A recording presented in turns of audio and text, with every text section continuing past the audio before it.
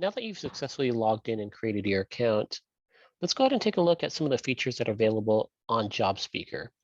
Do note that we won't be going over every single feature that is available on Jobspeaker, so we do encourage you to venture and explore the site on your own. When you log on, you'll be greeted by several announcements at the very top, starting with our Career Resource Center office hours and our contact information.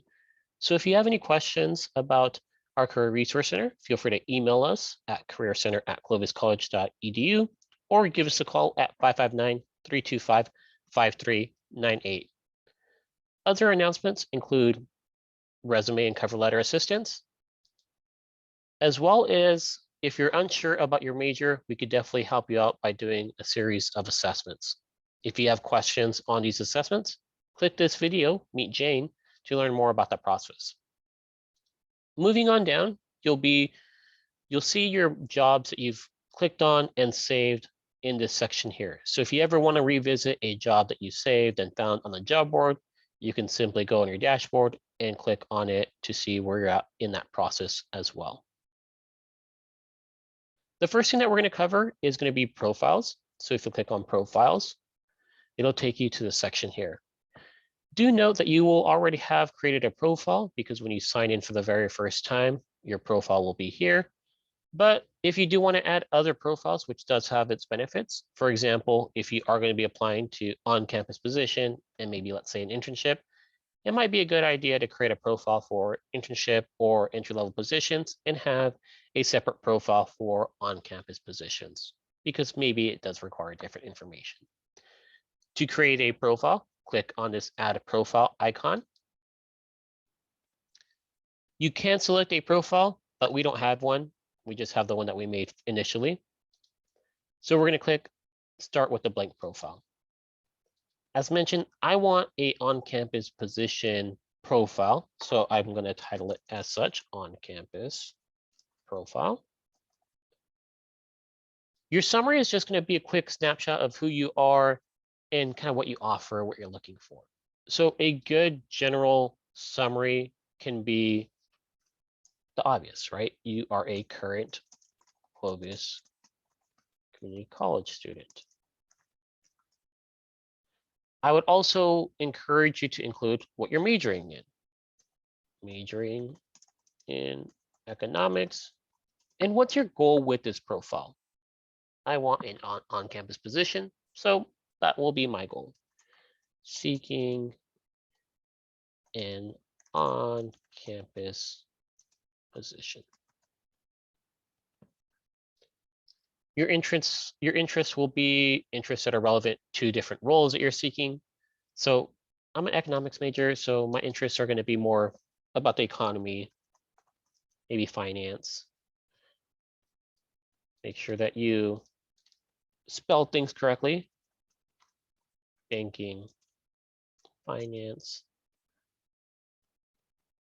And I like pivot tables as well. So I'm going to put pivot tables. My goal for this year is going to be this, on-campus position. So I want to make this profile as my default profile. So I'm going to click this button here. And you can also display my account photo on this profile. I'm going to leave that as is because I don't have a photo. I'm going to click Save. And now it's going to take me to add additional information similarly to when you first created your profile. So you can add portfolios and projects. So if you click this edit button, you can add this. If you're thinking what kind of projects maybe I can include, think back, are there any group projects that you did in your classroom time? I know there was recently a STEM symposium.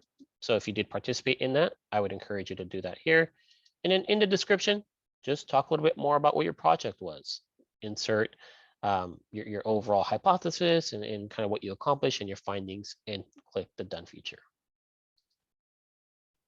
Skills are generally auto-populated, but you do want to make sure that you implement your own here. As you can see, I implemented customer service, Microsoft Excel, Office Suite, and I do speak Spanish. If you want to add any more, you can click on the edit feature and add additional skills here. Essentially, you would just type those in here and that'll kind of go in there. Let's say office equipment. I know how to do like printing and stuff like that. So maybe it might be best to look at print here.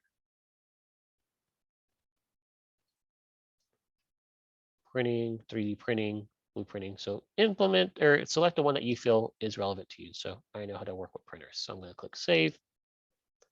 But you can add and remove as needed in this section, with any section, to be quite honest. Next section is going to be add experience. So if you have had any volunteer work or just positions in general, that would go here. Make sure to include a brief summary of what you did in those positions or in that role. I would say 3 to 4 bullet points would be suffice. If you have any questions about, this section here or, using different language, make sure to check our other videos pertaining to resume and, how to structure those as well, because it does carry over a little bit. Education, that'll kind of go automatically on there, but you can always add education if you want to add, like, let's say your high school as well. So school name, city and state, degree, major, from what year, and you can add any description as well to that. And my interest in co-curricular activities, that auto-populated from that first section there. So this is your profile. This is going to be used to apply to different roles through Jobspeaker. So just make sure that this is updated because this is going to be a good way to just make sure that you apply to positions that are available on campus and on Jobspeaker itself. To go back to the home page, you can click on this dashboard section up here or on the left-hand side, and you'll be greeted back to the dashboard. One more item that I want to cover here before we go to the job board itself is the Learning Center.